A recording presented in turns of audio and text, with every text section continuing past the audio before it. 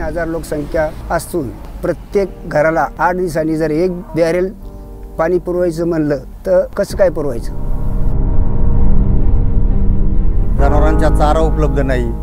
8-8 दिवसांनी टँकर गावामध्ये येतोय.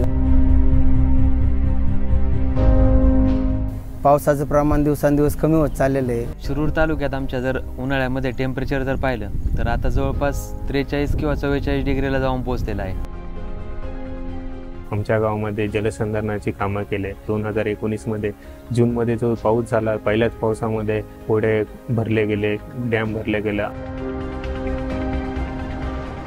आमच्या गावामध्ये आर्ट ऑफ लिव्हिंग या संस्थेने काम केल्याबद्दल गावाच्या सर्व लोकांचा पिण्याच्या पाण्याचा प्रश्न सध्याला मिटला आहे. आर्ट ऑफ लिव्हिंगच्या माध्यमातून जुने झालेले स्रोत आहेत, बंद पडलेले स्रोत आहेत, पुनरुज्जीवन करण्याचा कार्यक्रम हाती घेतला. त्यामुळे निश्चितच गावाच्या पाणी पातळीमध्ये वाढ झाली आणि आमच्यासारख्या नवतरुणांना निश्चितच शेती करण्याची पुन्हा एकदा संधी मिळाली.